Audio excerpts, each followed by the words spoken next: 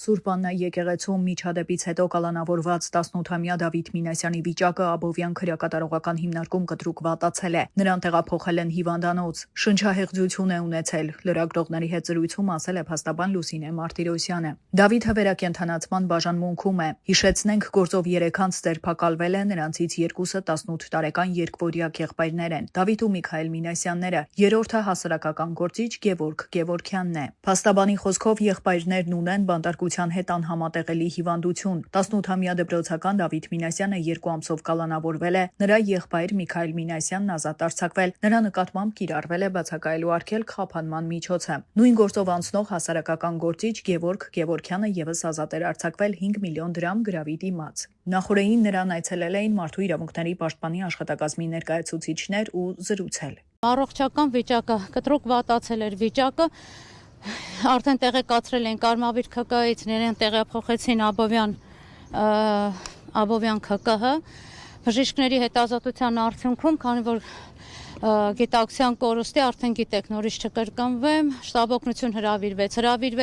տեղափոխվեց Աբովյան ԲԿ-ում, քանի որ նա կոմպլեքս հիվանդություններ ունի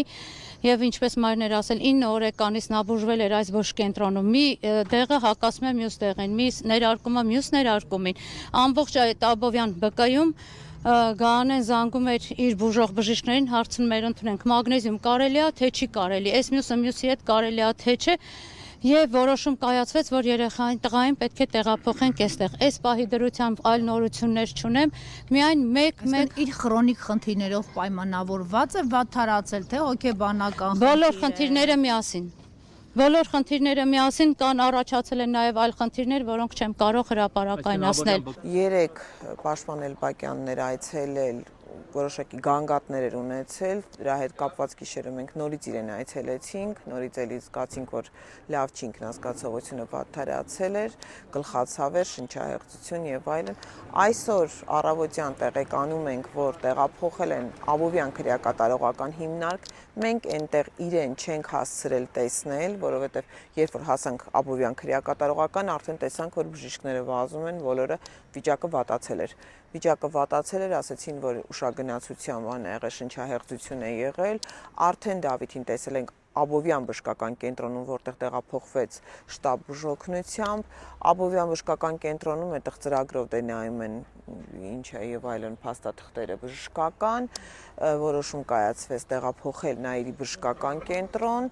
իսկ իր ինքնազգացողությունը եւ վիճակը դե բնականաբար լավ չէր։ Այն ինչ որ ես եմ տեսել դեռ երեկվանից այդ իր գլխացավերը, շնչահեղձությունը, որ ինքը ասեց, եղունգները կապտած էր, այդ ես եմ տեսել դա արդեն,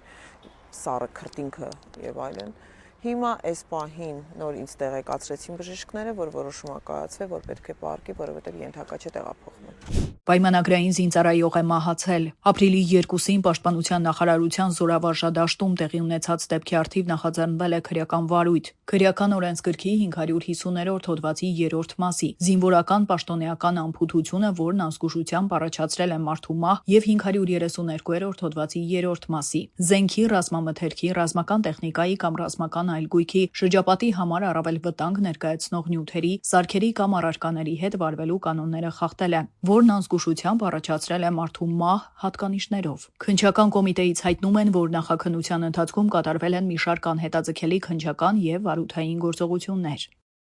Պաշտադիր զինվորական ծառայություն անցնող զինծառայողների հարազատները բողոքի ակցիա են անցկացրել Պաշտպանության նախարարության շենքի մոտ։ Պահանջում են, որ բանակում ծառայող որդիների վրա եւս տարածվի 1.5 տարի զինծառայություն անցնելու դրույթը։ Հիշեցնենք, որ ընդունված օրենսդրական փոփոխություններով նախատեսվել է պարտադիր զինվորական ծառայության ժամկետի կրճատում 24 ամսից մինչև 18 ամիս, սկսած 2025 թվականի ձմեռային զորակոչից, սակայն այդ փոփոխությունները չեն տարածվում արդեն ծառայության մեջ գտնվող զինծառայողների վրա։ Այս հանգամանքը ծնողների շրջանում առաջացրել է արդարության եւ հավասարության հետ կապված լուրջ մտահոգություններ։ Լրագրողների հետ զրույցում ծնողները տարբեր կարծիքներ են հայտնել ծառայության ժամկետի հետ կապված։ Ոմանք կարծում են, որ 1.5 տարին շատ է ծառայելու համար, մյուսները հակառակը։ Իմ կարծիքով ես էլ զինծառայողի ծնող եմ։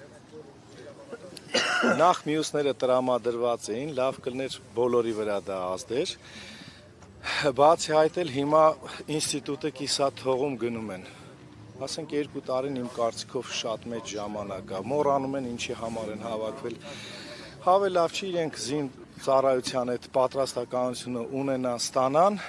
տղամարդ վերադառնան, մի տարին էլ է հերիք կամ տարուկեսը գոնե այդ կոմպենսացիան անեն, երեխեք այդ նստելու Հա, բայց բոլորին որ չի վերաբերում, դրա համար ենք ասում, եթե հնարավոր է,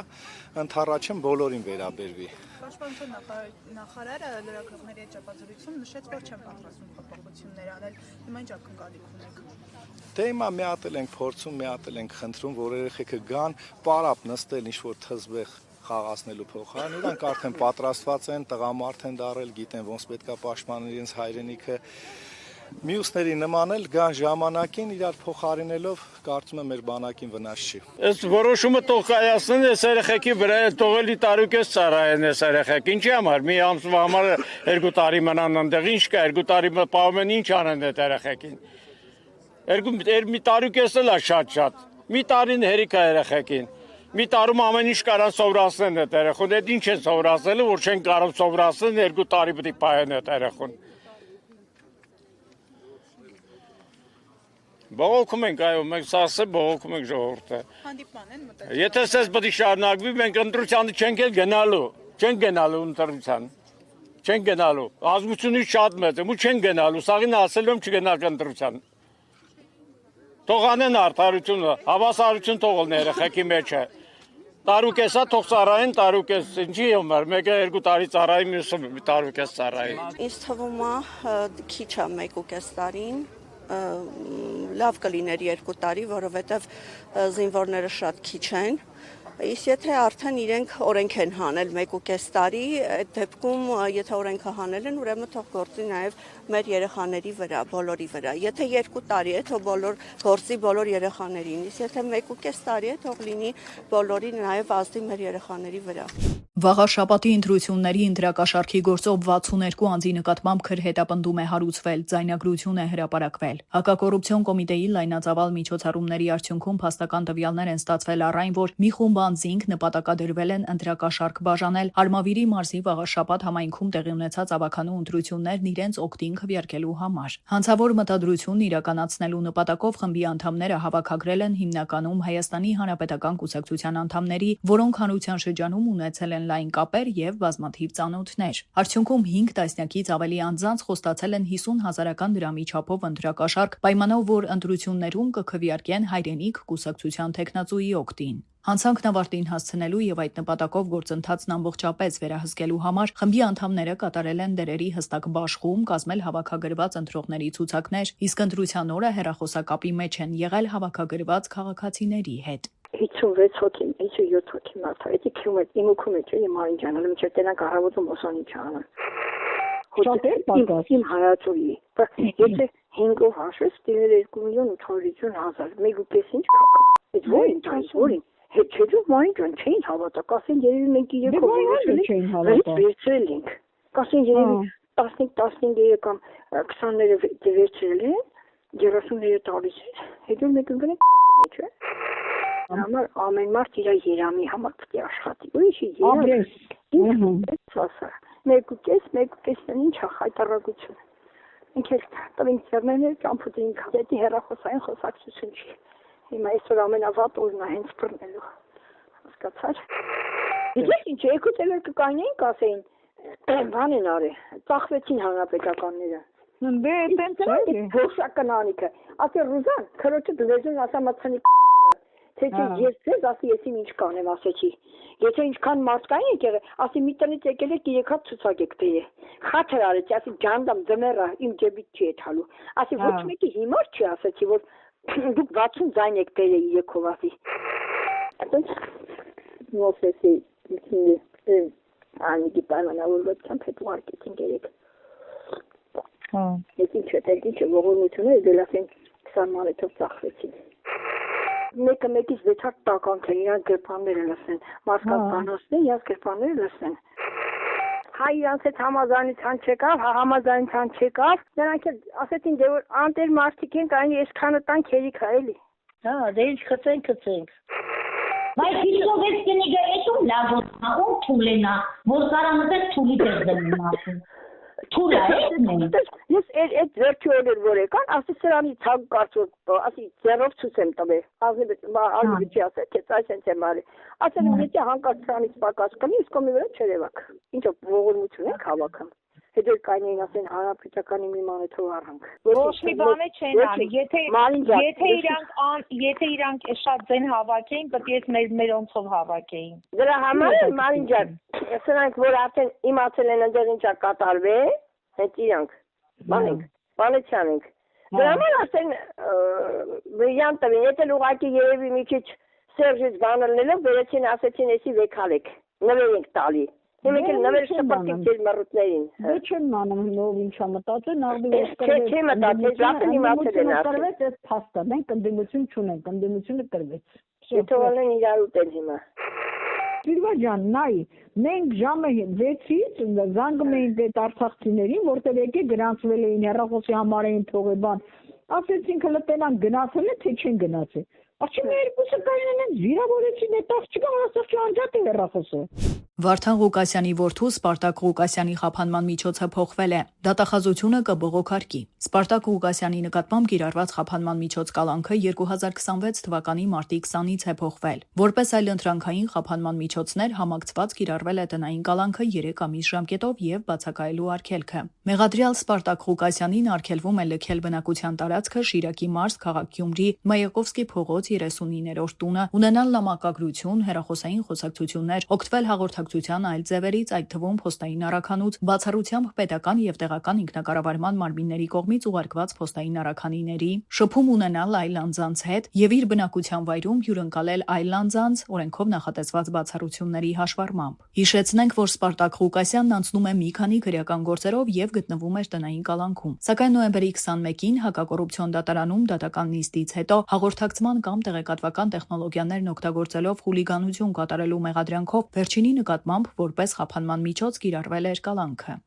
Սևանան լճի հողամասերում ապամոնտաժվել է 68 շենք-շինություն, այդ թվում Սեյրան Օհանյանի առանձնատան պարիսպներն ու թեքահարթակը։ Գլխավոր դատախազ Աննա Վարդապետյանը 2025 թվականին հայտարարել էր, որ մեկնարկել են Սևանան լճի ափամերձ տարածքներում բացարձակ նիշից ցածր հողամասերում ապօրինի շենք-շինությունների ապամոնտաժման աշխատանքները։ Դատախազությունը միաժամանակ տեղեկացրել էր, որ ապօրինի շինությունների քանդման աշխատանքները շարունակվելու են նաև 2026-ին։ Մարտին դատախազի միջնորդագրերի հիման վրա ապամոնտաժվել է եւս 11 հողամասում գտնվող 16 շինություն, այդ թվում Պաշտպանության նախկին նախարար Սեյրան Օհանյանին փաստացի պատկանող առանձնատան, բացարձակ նիշից ցածր հատվածում գտնվող պարիսպներն ու թեքահարթակը։ Հայաստանի ազգային ժողովի նախկին նախագահ Սամվել Նիկոյանի որդուն փաստացի պատկանող առանձնատունը։ Այսպիսով 2025 թվականի դեկտեմբերից առ այսօր դատախազության միջնորդագրերի կատարման արդյունքում Սևանան լճի ափամերձ բացարձակ նիշից ցածր 34 հողամասում ապամոնտաժվել, քանդվել է տարբեր անձանց կողմից ապօրինի կառուցված հիմնական եւ ոչ հիմնական 86 շենք-շինություն։ Սևան ազգային պարկ ՊՕԱԿ-ի կողմից լուծվել, դադարեցվել է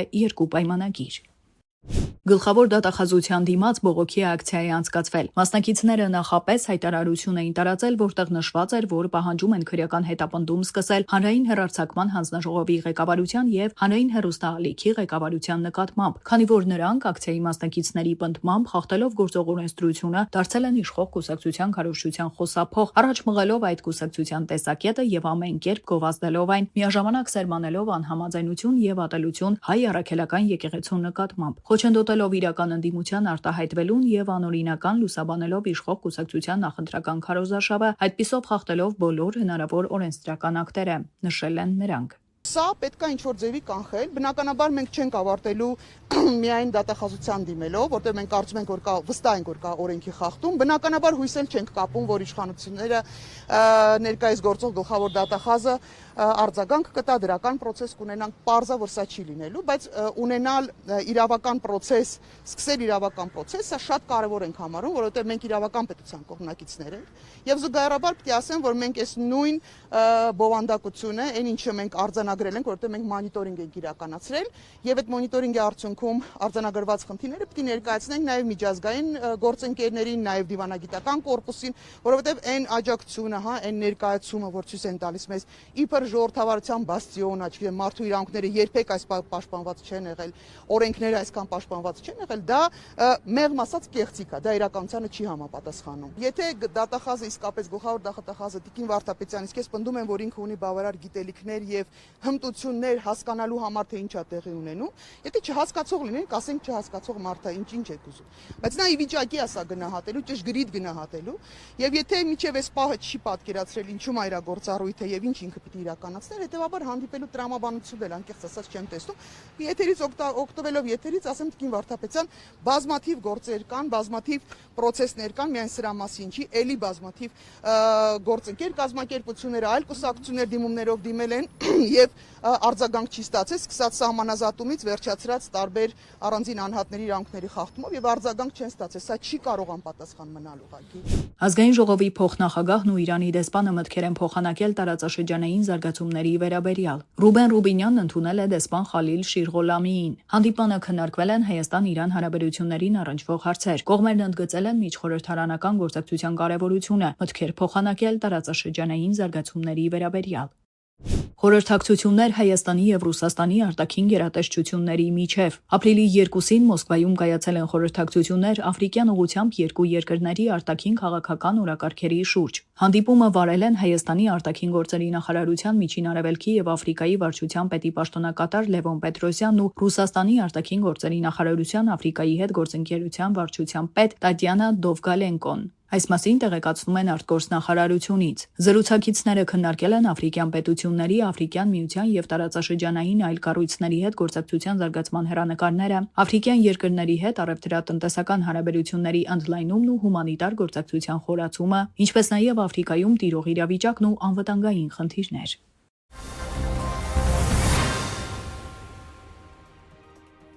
ԱՄՆ նախագահ Դոնալդ Թրամփը սպառնացել է ոչնչացնել Իրանի կամուրջները եւ էլեկտրակայանները, եթե այդ երկիրը արագ չհասնի համաձայնության։ Այս մասին նա գրել է Truth Social հարթակում։ Մեր զինված ուժերը, որոնք աշխարհում ամենամեծն ու ամենահզորն են, նույնիսկ չեն սկսել ոչնչացնել այն, ինչ մնացել է Իրանում։ Հաջորդը կամուրջներն են, այնուհետև էլեկտրակայանները։ Իրանի նոր վարչակազմի ղեկավարությունը գիտի, թե ինչ պետք է անել, եւ դա պետք է արվի արագ, հայտարարել է Դոնալդ Թրամփը։ Ավելի վաղ Թրամփը նույն հարթակում տեղադրել էր Իրանի B1 կամրջի պայթեցման տեսանյութը, նշելով, որ եթե Իրանը համաձայնագիր կնքի, ապա երկրից դեռ կարող է ինչ-որ բան մնալ։ Ապրիլի 1-ին ազգին իր ուղերձում Թրամփը հայտնել էր, որ պատրաստ է հարվածել Իրանի էներգետիկ ենթակառուցվածքներին, ինչպես նաև նավթային օբյեկտներին, եթե Թեհրանը հրաժարվի համաձայնության գալ Վաշինգտոնի հետ։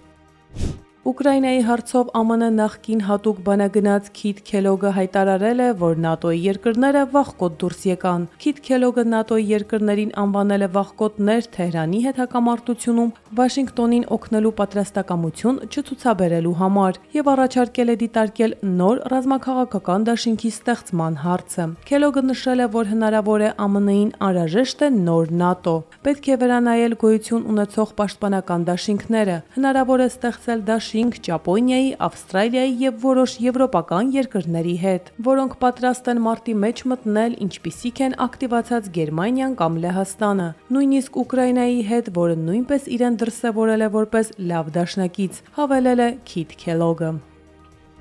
Մեծ Բրիտանիայի նախաձեռնությամբ կազմակերպված տեսակոնֆերանսի մասնակիցները մոտ 40 երկրի ներկայացուցիչներ մերժել են Իրանի Հորմուզի նեղուցով անցման համար վճար գանձելու գաղափարը։ Հորմուզը ներկայումս վերահսկում է Իրանը։ Մեծ Բրիտանիայի արտգործնախարար Իվետ Քուփերը Թեհրանի դիրքորոշումն անվանել է անխոհեմ, ընդգծելով, որ Հորմուզի շրջափակումը սպառնում է ամբողջ աշխարհի տնտեսական անվտանգությանը։ Իրանը գրավել է միջազգային նավագնացության ուղին, պատանդ պահելով համաշխարհային տնտեսությունը, հայտարարել է Մեծ Բրիտանիայի արտաքին գործերի նախարարը համաժողովում, որին մասնակցել են ի թիվս այլոց Գերմանիան, Ֆրանսիան, Կանադան, Արաբական Միացյալ Էմիրությունները եւ Հնդկաստանը։ Միացյալ Նահանգները ներկայացրել ներկայացված չի եղել։ Տեսակոնֆերանսի մասնակիցները կենտրոնացած են խնդրի կարգավորման դիվանագիտական եւ միջազգային միջոցառումների վրա։ Նեղուցի ուժային բացումը չի քննարկվել, որն առաջարկել է Միացյալ Նահանգները, հաղորդում է Պոլիտիկոն։ Իսրայելի պաշտպանության բանակը պնդում է, որ Լիբանանում 1 ամիս տևած մարտական գործողությունների ընթացքում սպանվել է Հեզբոլլա շարժման շուրջ 1000 անդամ եւ հարձակման է ենթարկվել ավելի քան 3500 թիրախ։ Այս պահի դրությամբ ոչնչացվել է մոտ 1000 գրոհային, այդ թվում բազմաթիվ բարձրաստիճան հրամանատարներ եւ Հեզբոլլահի հարյուրավոր մարտիկներ։ Ցախալը հարվածները հասցրել ավելի քան 3500 թիրախների ողջ Լիբանանում։ Հարվածները կենտրոնացած են եղել ահաբեկչական ենթակառուցվածքների, զենքի պահեստների, արձակման կայանքների, ինչպես նաեւ օպերատիվ կառավարման եւ վերահսկման շտաբների վրա, ասվում է մամուլի հրապարակված հաղորդագրությունում։ Լիբանանում հակամարտության սկզբից մարտի 2-ից ի վեր զոհերի թիվը հասել է 1345-ի, վիրավորվել է 4040 քաղաքացի։ 100 հազարավոր քաղաքացիներ ստիպված են եղել լքել իրենց տները երկրի հարավում։ Միացյալ Նահանգները նվազեցրել է պողպատե, ալյումինե եւ պղնձե արտադրանքի ներմուծման մաքսատուրքերի չափը։ Այս մասին ասված է Սպիտակ տան կայքում զետեղված հայտարարությունում։ Նշվում է, որ 2025 թվականին սահմանված 50%-ի չափով մաքսատուրքերը կմնա ուժի մեջ Միացյալ Նահանգներ ներմուծվող այն ապրանքների համար, որոնք առավելապես կամ ամբողջությամբ բաղկացած են թվարկված մետաղներից։ Այն ապրանքների նկատմամբ, որոնք միայն մասնակիորեն են բաղկացած այդ մետաղներից, կկիրառվեն 25% մաքսատուրքեր, իսկ արտադրական սարքավորումների կամ էլեկտրացանցերի համար սարքավորումների որոշ տեսակների համար մաքսատուրքերի չափը կկազմի 15%։ Մաքսատուրքերը կկազմեն 10% Միացյալ Նահանգներ ներմուծվող այն ապրանքների նկատմամբ, որոնք պարունակում են բացառապես ամերիկյան արտադրության պողպատ, ալյումին կամ պղինձ։ Այն արտադրանքը, որի պողպատի, ալյումինի եւ պղնձի պարունակությունը չի գերազանցում 15%-ը, մաքսատուրքերով չի հարկվի։ Մեկ այլ փաստաթղթում Սպիտակ տունը պարզաբանում է, որ Մեծ Բրիտանիայում ալյումինից եւ պողպատից արտադրված ապրանքների նկատմամբ մաքսատուրքերը կնվազեն մինչեւ 25% եւ 15% կախված պարունակությունից։ Ընդհանուր առմամբ 12 մարդ տուժել է հեռավոր ճանապարհորդության գնացքում լուսածխային նռնակի պայթյունից հյուսիսային Ռենոս-Վեստֆալիա դաշնային հողում Գերմանիայի արևմուտքում։ Ապրիլի 2-ի երեկոյան Գերմանիայի 20-ամյա քաղաքացին սպառնացել է հարձակում գործել Ֆրանկֆուրտ մեկնող գնացքում եւ գնացքի միջանցք է նետել լուսածխային նռնակ։ Տուժել է 12 մարդ։ Ոստիկանության ներկայացուցչի խոսքով նրանք ի թիվս այլ վնասվածքների ստացել են նաև ակուստիկ վնասվածքներ։ Իրավապահ մարմինները հայտնել են վիրավորների շրջանում մաշկի մակերեսային աննշան վնասվածքների մասին։ Գնացքի ուղևորները տարհանվել են։ Ոստիկանությունը ձերբակալել է կասկածյալին, նրա ուսապարկում հայտնաբերվել է դանակ։ Տղամարդու դրդապատճառները դեռևս պարզված չեն։ Արմինե Գևորգյան, Update լրատվական։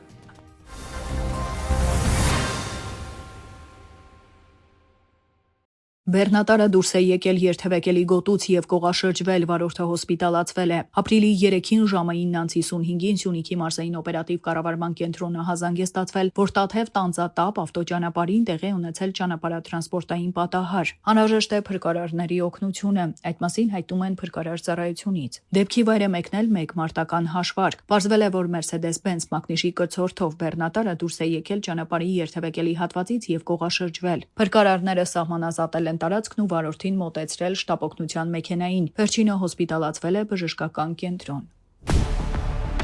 Կասկածելի վարքագիծ, փախուստի փորձ եւ փրկված կյանք։ Ոստիկանության գվարդիայի ծառայողները ապրիլի 1-ին Հրազդանի կիրճում շրջիկ ծառայություն իրականացնելիս բացահայտեցին Ապօյնի թմրաշրջանառության հերթական դեպքը։ Ոստիկանության գվարդիայի ծառայողները Հրազդանի կիրճի տարածքում նկատել են մի քաղաքացու, որը ոստիկաններին տեսնելիս դրսևորել է տարօրինակ վարքագիծ։ Այնուհետև ոստիկանները փորձել են հետապնդել, ինչի արդյունքում քաղաքացին դիմել է փախուստի։ Վազելիս երիտասարդը նետել է սառը զենքի նմանվող առարկա։ Փախուստը, սակայն, երկար չի տևել։ Բարդ տեղանքում իրավիճակը կտրուկ փոխվել է։ Փորձելով անցնել կիրճում գտնվող ջրատարը, նա ընկել է ջուրը։ Դուրս գալու անհաջող փորձից հետո երիտասարդն օգնություն է խնդրել ոստիկաններից եւ գվարդիայի ծառայողները նրան դուրս են բերել ջրից։ Պարզվել է, որ 20-ամյա երիտասարդը թմրամիջոցով փաթեթներ է տեղադրել։ Բացատրական աշխատանքների արդյունքում քաղաքացին իր բջջային հեռախոսի մեջ ցուցադրել է նկարները, որոնք վերաբերում են թմրանյութերին։ Քաղաքացու ցուցադրված նկարներով, տեղանքին լավ ծանոթ լինելով, արագ կողմնորոշել ենք եւ հայտնաբերել ենք փաթեթները։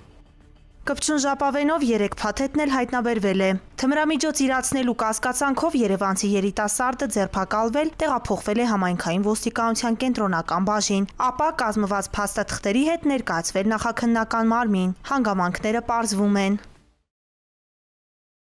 Armflix-ի բաժանորդները շուտով եւս մեկ բացառիկ հնարավորություն կունենան վայելելու պրոդյուսեր եւ դերասան Սոս Կարապետյանի 17-րդ հեռուստանախագիծը, 16 մասից բաղկացած նոր դրագի կոմեդիա Օպերացիա Սոս։ Միացյալ Նահանգներում գրեթե մեկ ամիս առաջ մեկնարկած նկարահանումները դեռ շարունակվում են։ Չափազանց հետաքրքիր սցենար, միախառնված հումորային ու հուզիչ էպիզոդներով, էքսկլյուզիվ նկարահանումներ, այս անգամ աննախադեպ նկարահանումներ Սան Ֆրանցիսկոյում եւ Լոս Անջելեսում։ Հեռուստաֆիլմի պրոդյուսերը Սոս Կարապետյանն է, ֆիլմի սցենարիստը Անի Մաղաքյանն է։ Սաունդթրեքի խոսքերի եւ երաժշտության հեղինակը Ռաֆի Ալթունյանն է։ Սաունդթրեքը կատարում է սիրված երգիչ Արամեն։ Դու չգիտես երբեք ինչ կլինի քեզ հետ, հենց մի վարքյան հետո դրա համար ապրիր ուրախ ու երջանիկ, քեզ տրված կյանքը քո դու հարաբարիկներ, թե լինեն կարիքներ, կյանքի ճանապարհին անցնի 100 տարի, մեկ էլ չի առնի, երբեք ոտքդ քարի, ամու հոտով կյանքը այնքան, քեզ հասնու վայելել անգամ, ամու հոտունի ամեն օրը, միայն ժպտա դու կարևորը, ամու հոտով կյանքը այնքան, ու այնքան անակնկալներ կան։ Ֆիլմի տնօրենը Ռոզի Սանդոյանն է, ռեժիսորը Հարութ Շատյանը, երկրորդ ռեժիսորը Անի Միսակյանը, գլխավոր օպերատորը Արման Պետրոսյանը, օպերատոր Արթուր Սեթյան, հնչյունային ռեժիսոր Էդգար Այունց, ֆիլմի եւ հագուստի նկարիչ Գոհար Պարույրյան, մոնտաժը M2 Production-ի։ Գլխավոր դերերում սիրված դերասաններ Սոս Կարապետյանն ու Անժելա Սարգսյանն են։ Դերասաններ Արմեն Մարգարյան, Ժորա Հովանիսյան, Վահե Մկրտչյան, Ռոբ Հարությունյան, Անահիտ Ադիկյան, Նոյ Բագրանյան, Աննա Գևորգյան եւ ուրիշ շատ հայտնի դերասաններ։ Ֆիլմում դերեր են կերտում նաև տաղանդավոր երիտասարդ դերասաններ։ Օպերացիա Սոս դրագի կոմեդիայի սցենարը հագեցած է բուռն ծիծաղով եւ տրագիկ տեսարաններով։ Ֆիլմը մի ընտանիքի մասին է, որի անդամները պետք է անցնեն մեծ դժվարությունների միջով հաղթահարելու իրենց վիճակված փորձությունները։ Պարզվում է ֆիլմի գլխավոր հերոսին, որը ընտանիքի հայրն է, մնացել է ապրելու ընդամենը 3 ամիս։ Նա որոշում է նախապատրաստել ընտանիքին, որ 3 ամսից բոլորը պատրաստ լինեն ապրել առանց իրեն։ Օպերացիա Սոս հեռուստաֆիլմն ունի դաստիարակչական նպատակ՝ պայքար ալկոհոլի եւ թմրամոլության դեմ, որովհետեւ կյանքում անկախ մարդու կարգավիճակից, ապրելակերպից եւ դիրքից թմրամոլությունը չարիք է հասարակության համար։ Ֆիլմի կարգախոսներից մեկն էլ ամուր ընտանիք ունենալն է։ Դա է կյանքում երջանիկ ապրելու նախապայմաններից մեկը։ Շտապեք բաժանորդագրվել եւ դիտել Armflix հարթակում։